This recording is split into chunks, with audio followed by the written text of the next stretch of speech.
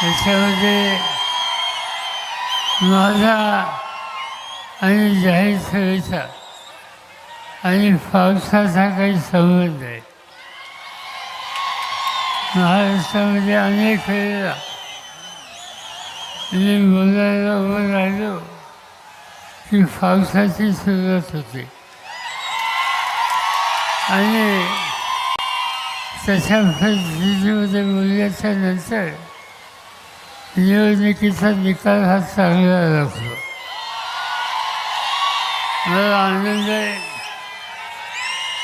की आज इचलकरंजी मतदारसंघातून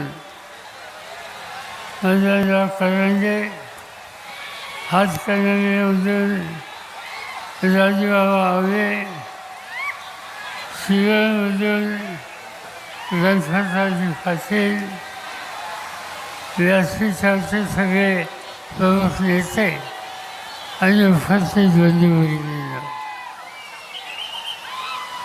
मध्यंतरी देशाच्या लोकसभेची निवडणूक झाली.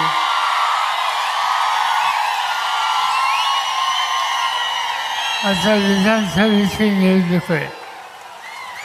या निवडणुकीमध्ये महाराष्ट्राचा कारभार कुणाच्या हातामध्ये द्यायचा याचा निकाल आपल्या सगळ्यांना घ्यायचा आहे आणि ज्यांच्या हातामध्ये आपण महाराष्ट्राची सत्ता आहे त्याचा 5 वर्षाचा अनुभव बघितला तर आज इथं सत्तेमध्ये बदल केल्याशिवाय पर्याय आपल्या सगळ्यांच्या समोर आहे.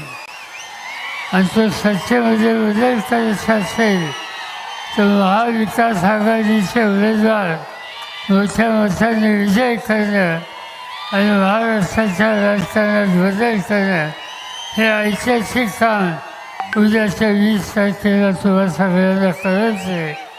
आणि म्हणून महाविकास आघाडीच्या उमेदवारांना मोठ्या मताने तुम्ही विजय करा माझी खात्री आहे.